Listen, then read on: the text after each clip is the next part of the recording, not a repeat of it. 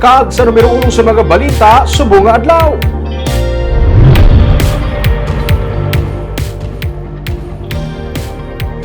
Detainees sa custodial facility sa Bacolod City Police Office ang tuma na kagutok. Sunod naman sa pamunuan sa BJMP, wala sila sa mahimo. Kay ini kabahin sa tikanga ilang ginahimo para manikawan ang pagpanglaton sa COVID-19 sa sulod mismo sang BJMP facility. Ma-report si Nico Delfin. Sa Police Station 4 sa Barangay Villamonte, nagatinang kastangka sa sulod sang detention cell ang mga detainees kung magtulog. May mga duyan kung magkaon, nagainikit-ikit ang ilang mga butkon. Pating lababo, ginhimo na nga palahuwayan. Di ba ginakomment ng iban sa inyo? Di sino na i-comment? Na kayo positive diligan, sir. Ang mga medyo na stranded. Dami na yung mga Magluwas nga ginot, ano pagidang problema niya? ano bag, sir, eh? Naglabot na sa kisame ang ginhimo nga papag sa mga detainees. Tabi-tabi lang sa mga nagakaon, pati ang kasilyas ginhimo na nga hiligdaan. Ginabutangan na lang sang electric fan sa gwa para may hangin nga magsulod. Suno kay Police Major Junray Batadlan, Abril pa sang nagsugod ginutok ang mga detainees sa pasilidad, bangod hindi makabaton gileon sang ila ginakomit nga detainee ang Bureau of Jail Management and Penology. Hindi man siya rason para hindi kami mag-ubra sa ngamon regular and weekly mga compliances. Ilan lang ginamon bagdakop. Amo nang mandato sa amon magdakop sa illegal drugs, illegal gambling, pag mga wanted person. So amo na ang ginapangabay ko tani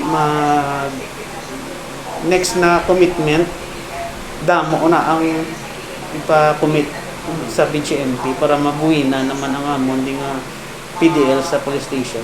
Ang custodial facilities ang PNP station doble ang unod sang ila sini sarang lang nga maakomodar. Ang good for 20 nga detention cell, 41 na ang unod.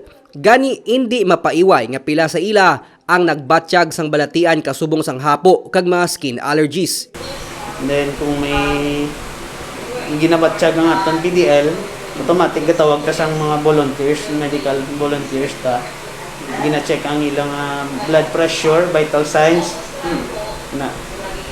Kung kinahanglan nila medical attention, nga kinahanglan check up, ginapasugtan ginamon. Sunod naman kay Attorney Jairus Duhilio, spokesperson sang BGMP6. Ginakinahanglan nila nga mapaidalom anay sa 20 days isolation period ang bago commit nga inmate antes pa man ginasulod sa mga BGMP facility.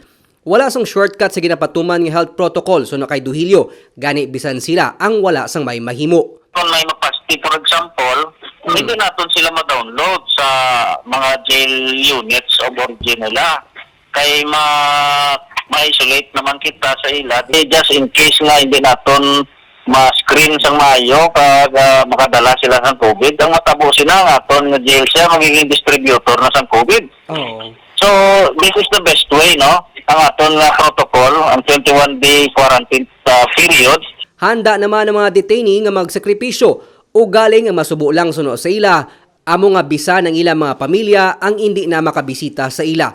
Gani bisan magutok, pila sa ila ang nagapanagilot agud lang makasulat sa ilang mga himata. Ang mga pulis naman ang nagapangita sang paagi agud mapalabot ini sa ila himata. Ang ginakabalakan pa sang kapulisan, amo nga magluwas nga sarang ini makaapekto sa ila kampanya kontra sa illegal nga droga kagiban pa nga kriminalidad, posible nga maglapta pang balatian sa sulod naman sang pasilidad. Nico Delfin para sa DG Cast Negros.